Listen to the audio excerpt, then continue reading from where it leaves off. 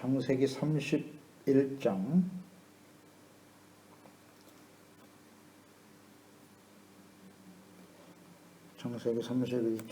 25절에서 32절까지 31장 25절에서 32절까지 말씀입니다. 읽겠습니다.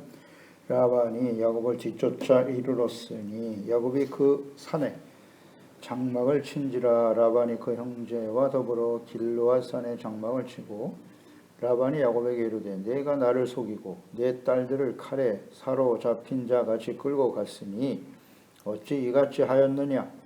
내가 즐거움과 노래와 북과 수금으로 너를 보냈겠거늘 어찌하여 내가 나를 속이고 가만히 도망하고 내게 알리지 아니하였으며 내가 내 손자들과 딸들에게 입맞추지 못하게 하였으니 내 행위가 참으로 어리석도다.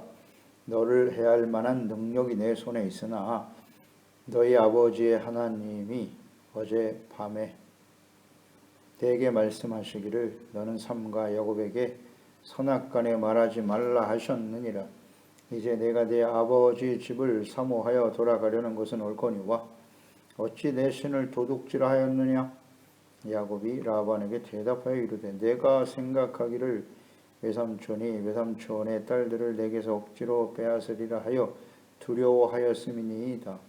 외삼촌의 신을 누구에게서 찾든지 그는 살지 못할 것이요 우리 형제들 앞에서 무엇이든지 외삼촌의 이것이 발견되거든 외삼촌에게로 가져가소서 하니 야곱은 라헬이 그것을 도둑질한 줄을 알지 못함이었더라. 아멘. 자신을 지켜 우상을 멀리하라. 하나님의 때가 되어서 하나님의 말씀과 뜻에 따라 바단 아람에서의 삶을 정리하고 조상의 땅으로 돌아가는 야곱. 이는 베델에서 그를 만나주시고 언약하신 하나님께서 연단의 시간이 끝나고 약속하신 대로 내가 다시 너희를 돌아오게 할 것이다 하셨으니까요.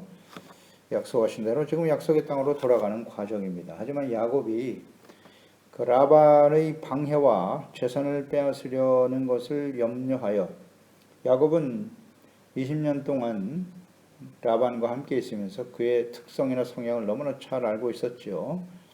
그래서 그것을 염려하여 라반에게 알리지 않고 조용히 떠났습니다. 근데 그 과정에서 라헬이 아버지의 드라빔 우상을 도둑질하는 일로 인하여 라반이 크게 분노하여 지금 쫓아왔습니다. 근데 하나님께서 라반에게 꿈속에 나타나서 말씀하셨죠. 야곱에게 선악간에 아무 말도 하지 말라 라고 명하셨습니다. 그래서 25절 30절에 야곱을 쫓아 만난 라반, 이 라반이 지금 야곱을 책망하고 있습니다. 어찌 내가 인사도 없이 도망치듯 떠났느냐. 그것은 옳지 않다라고 말합니다. 내가 나를 속이고 내 딸들을 칼에 사로잡힌 자같이 끌고 갔으니 어찌 같이 하였느냐. 자신을 속였다. 가만히 도망쳤다. 그리고 무엇보다도 딸과 손자들과 인사도 하지 못하고 헤어지게 하는 처사는 어리석은 행동이다 하고 책망합니다. 그러면서 이 라반은 자신이 너희들이 돌아간다고 했다면 즐거움과 노래와 북과 수금으로 내가 보냈을 것이 아니냐 그런 말을 하고 있는데 이것은 뭐 진실성이 없어 보이고요. 라반의 이러한 책망은 일리가 있는 지적이긴 했습니다. 사람의 도리와 예의를 지키지 않고 떠난 것에 대한 책망이었기 때문이죠.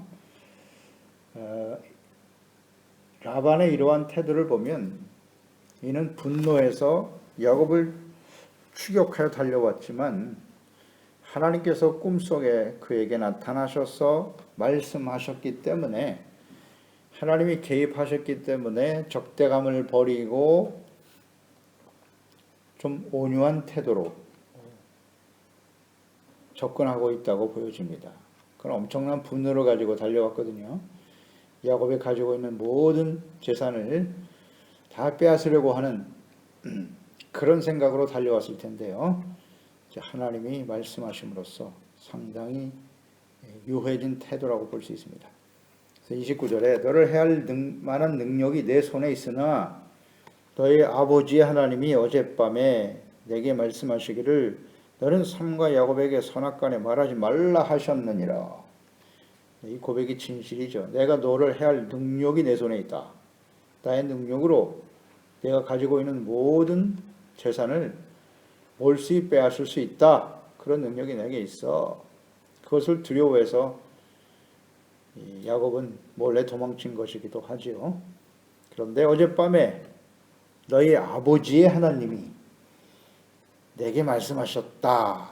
선악간에 말하지 말라고.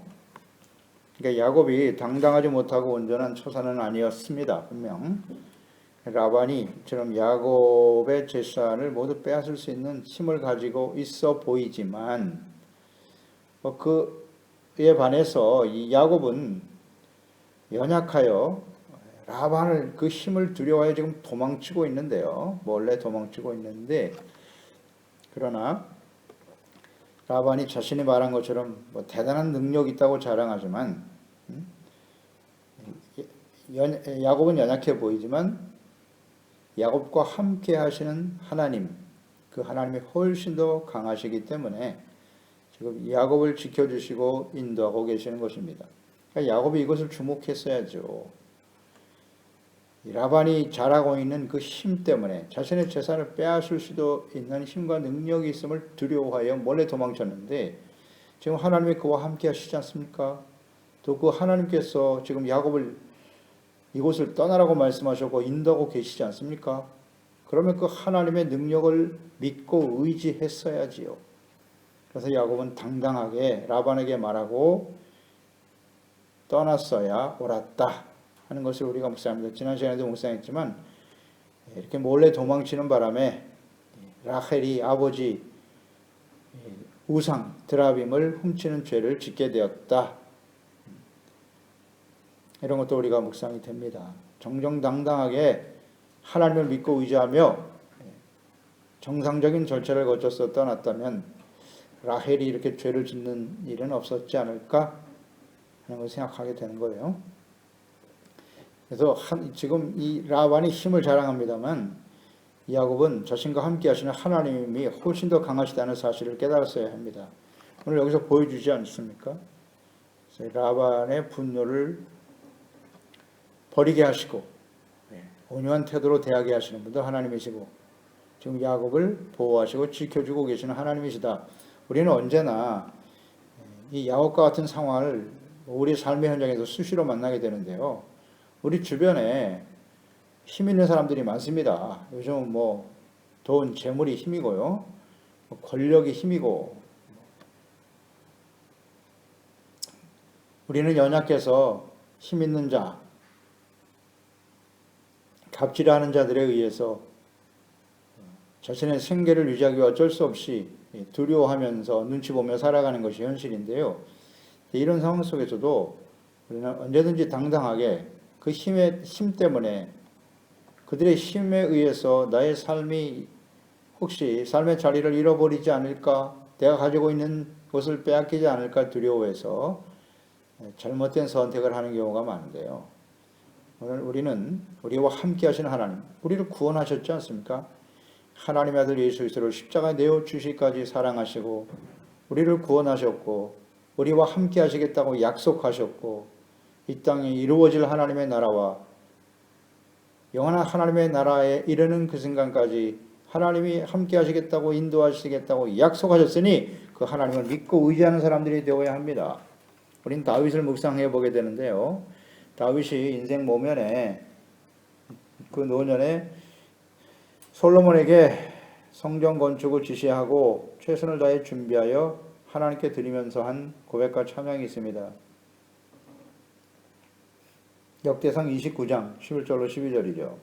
여호와여 위대하심과 권능과 영광과 승리와 위엄이 다 주께 속하여 싸우니 천지에 있는 것이 다 주의 것이로소이다. 여호와여 주권도 주께 속하여 싸우니 주는 높으사 만물의 머리심이니이다. 부와 귀가 주께로 말미암고 또 주는 만물의 주제가 되사 손에 권세와 능력이 있사오니 모든 사람을 크게 하심과 강하게 하심이 주의 손에 있나이다. 아멘. 이 다윗은 일평생 하나님을 경외하고 섬기는 하나님의 사람이었는데 성전을 지으려고 했으나 하나님께서 허락지 않으셨습니다. 그리고 내 아들 솔로몬을 통해서 성전을 지을 것이다 말씀하셨기 때문에 그럼 포기하지 않고 인생 지금 마지막 순간입니다. 이때가 역대상 29장이면 인생을 마감할 날이 가까운 그때에 최선을 다해서 성전을 건축하기 위해 필요한 것들을 다 준비하게 하셨고 또 백성 자신이 먼저 솔선수범했죠. 자신의 있는 모든 재산을 성전에 들여 헌신할 수 있도록 건축을 위해서 드렸고 이에 모든 신하들과 방백들과 백성들도 즐거이 드려 헌신하도록 만들었지요. 그런데 이 고백이 참 놀랍지 않습니까? 권능과 영광과 승리와 위엄이 다 주께 속하였다고. 다윗은 절대 권력자입니다. 당시에 왕이기 때문에 절대 권력을 가지고 있었어요. 그런데 그 권능과 영광과 승리와 위엄이 다 주님께 있다고. 부와 기가 주께로 말미암고 그랬어요. 만물의 주제가 되신다. 이 놀라운 고백 아닙니까? 이 하나님을 인격적으로 만나고 늘 하나님의 말씀을 묵상하고 기도하며 경건의 삶을 통해서 하나님과 함께 교제하며 동행하는 사람의 고백입니다. 예수 그리스도 안에서 우리가 예수 그리스도를 만났고 하나님을 만났고 주님과 함께 말씀을 통해 교제하고 성령님의 인도하심을 따라 우리가 주님을 섬기며 살아간다고 하는 것은 얼마나 놀라운 일인가요? 당연히 마땅히 이 다윗과 같은 고백을 해야 되지 않겠습니까? 어떠한 시련과 두려움이 다가온다 할지라도 부와 기가 주님께로부터 말미암는다. 주는 만물의 주제가 되신다. 권세와 능력이 주께 있습니다. 이런 고백. 야곱에게서 이런 고백이 필요했을 텐데 하나는 아쉬움이 있습니다. 30절에 이제 내가 내 아버지의 집을 사모하여 돌아가려고 하는 것은 옳거니와 자기 생각은 아니에요. 사실 라반은 옳다고 말은 하지만 하나님이 말씀하셨기 때문에 이렇게 인정하는 것뿐이겠죠. 그리고 그가 제시하는 문제는 어찌 내 신을 도둑질하였느냐. 내 신을 도둑질했다. 그러니까 라반이 문제 삼은 것은 너희들 중에 누군가가 자신의 드라빔을 도둑질했다는 거예요. 자신의 신인 드라빔을 도둑질하였다. 여기서 내 신이라고 고백하고 있네요. 드라빔을 내 신이다.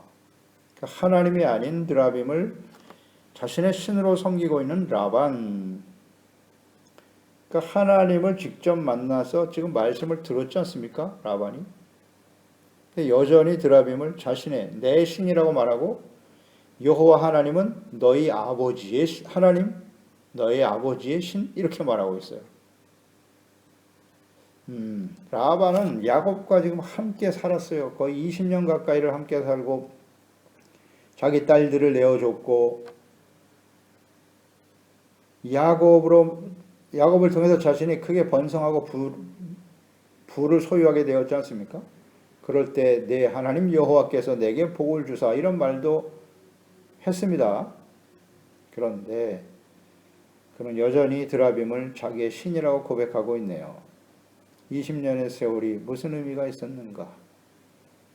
그러니까 야곱을 통해서 하나님 여호와를 알고 섬길 수 있는 기회가 주어졌지만 이 라반은 야곱을 이용해서 자신의 유익만을 추구하려고 하는 그런 사람이었다는 거예요. 그러니까 하나님에 대해서는 무관심하고 어떻게 하면 야곱을 성실하고 충성스러운 야곱을 잘 활용해서 이용해서 내가 더 많은 부를 소유할 것인가 여기에만 집착하고 있었다는 사람이 집착했다는 것을 알 수 있죠. 그러니까 한마디로 말해서 하나님에 대해서는 무관심하고 오직 자신의 유익만을 추구하는 사람들. 그러니까 어떻게 보면 하나님을 경외하고 섬길 수 있는 기회를 잃어버린 사람이죠. 혹시 우리가 그런 사람들은 아닐까요? 교회 안에 나와서 예배는 드리고 주님을 섬기는 모습은 있어요. 주님의 이름을 부릅니다. 하나님의 이름을 불러요. 하나님께로부터 복을 구하기도 하고 혹은 하나님이 내게 복을 주셨다고 말하기도 하지만 라반과 같이 말이죠. 하나님을 알고 그 하나님의 말씀과 뜻대로 순종하고 거룩한 하나님의 백성으로 살아가는 일에는 무관심하고 어떻게 하면 이 하나님을 믿는 종교 생활이죠. 하나님을 통해서 내가 어떻게 더 많은 유익을 얻을까? 혹은 교회 나와서 그 사람들과의 교제를 통해서 어떻게 하면 나의 더 많은 소유와 나의 유익을 얻을까라는 생각으로 신앙생활하고 있는 사람들, 라반과 같은 사람 아닐까요? 우리가 예배를 드리고 그리스도인 교회 안에서 주님을 섬길 수 있는 것은 기회를 주시는 거예요. 기회. 이 기회를 잃어버리면 안 된다. 이스라엘 백성들이 이 기회를 놓쳐버렸어요. 이스라엘 백성들도. 라반뿐만이 아니죠. 야곱의 후손인 그의 백성들이 하나님을 경외하고 섬길 수 있는 소중한 기회를 주신 거 아닙니까? 그런데 그들이 그 기회를 놓쳐버렸더라. 그래서 로마서 1장 21절 23절에 이렇게 증거하고 있죠. 하나님을 알되 하나님을 알되가 중요합니다. 하나님을 영화롭게도 아니하며 감사하지도 아니하고 오히려 그 생각이 허망하여지며 미련한 마음이 어두워졌나니 스스로 지혜 있다 하나 어리석게 되어 썩어지지 아니하는 하나님의 영광을 썩어질 사람과 새와 짐승과 기어다니는 동물 모양의 우상으로 바꾸었느니라. 아멘. 하나님을 알되 그랬잖아요. 하나님을 알 수 있는 기회가 충분히 주어졌는데 하나님을 영화롭게도 아니하며 감사하지도 않았다. 생각이 허망하다. 미련한 마음이 어두워졌다. 스스로 지혜 있다 하니 교만하죠. 그리고 하나님의 영광을 우상으로 바꿔버린. 그것이 그 당시에 사도 바울이 있었던 당시에 하나님을 안다고 하는 유대인들의 모습이었고 그 이전에 이스라엘 백성들의 모습이었고 예수 그리스도를 믿고 구원받은 이후에 우리들의 모습일 수도 있고 물론 그리스도인들의 모습도 이와 비슷하거든요. 이것을 우리는 조심해야 합니다. 야곱이 라반을 속이고 야반 도주한 이후 그 라반의 책망에 대한 야곱의 대답이 31절인데요. 야곱이 라반에게 대답하여 이르되 내가 생각하기를 외삼촌의 딸들을 내게서 억지로 빼앗으리라 하여 두려워하였음이니이다. 그렇습니다. 외삼촌이 딸들을 억지로 빼앗을까 두려웠다. 그래서 야곱은 하나님의 말씀과 능력을 믿고 의지하지 못하고 자신의 가족과 재산을 빼앗길 것을 두려워해서 이렇게 몰래 도망친 것이다. 결국 두려움이었네요. 두려움. 하나님보다 힘있는 라반. 자신의 모든 것을 빼앗을 것이라고 생각했던 그것으로 인해서 다가온 두려움. 이것이 이러한 행동을 하게 되었고 라헬이 드라빔 우상을 도둑질하는 범죄를 하게 되는 원인이 되기도 하였다. 32절에 외삼촌의 신을 누구에게서 찾든지 그는 살지 못할 것이요 우리 형제들 앞에서 무엇이든지 외삼촌의 것이 발견되거든 외삼촌에게로 가져가소서 하니 야곱은 라헬이 그것을 도둑질한 줄을 알지 못함이었더라. 야, 참 놀라운 말을 했네요. 외삼촌의 신? 드라빔을 도둑질하지 않았다. 아주 확신하고 있었어요. 야곱은 자기가 그런 일을 하지 않았고 최소한 우리 가족들 중에는 드라빔 우상을 도둑질하는 사람은 없겠지 라는 확신이 있었던 것 같아요. 그래서 야곱이 라헬이 도둑질한 것을 몰랐다. 그러니까 이런 고백을 하게 되는 거예요. 만약에 그 드라빔 우상을 도둑질한 사람이 있다면 그는 살지 못할 것이요 말해버렸어요. 살지 못할 것이요 라는 의미는 뭐냐면 만약 그런 사람이 있다면 내가 내 손으로 그를 죽일 것이다 이런 말이고요. 더 나아가서 하나님께서 그를 죽이시리라 라는 의미를 가진 말이에요. 살지 못할 것이다 라는 말은. 즉 하나님께서 그런 사람이 있다면 심판하실 거야 이런 말입니다. 이 야곱의 고백과 선포는 라헬이 드라빔 우상을 도둑질하였으나 무사히 그 당시는 피할 수 있었지만 후일 베냐민을 낳다가 라헬이 죽게 됩니다. 이 고백과 연결이 되어 있을 거예요. 야곱은 몰랐고 만약에 그런 우상을 섬기고 도둑질한다고 하는 것은 심각한 죄잖아요. 우상 숭배의 죄와 10계명, 1계명, 2계명에 해당이 되고 또 도둑질하는 또 거짓말하고 속이는 심각한 죄지요. 그건 죽어 마땅하다. 그렇게 증거했는데요. 그 말씀대로 되어버렸어요. 그래서 창세기 35장 16절 19절에서 우리가 보게 될 텐데요.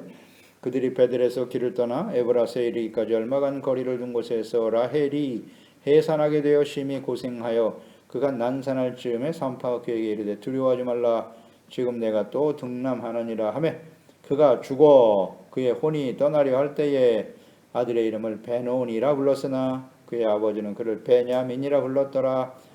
라헬이 죽음에 에브라 곧 베들레헴 길에 장사되었고. 그렇죠? 이 야곱의 이 말, 하나님 만약에 드라임 우상을 훔친 사람이 있다면 하나님이 그를 죽이실 거야.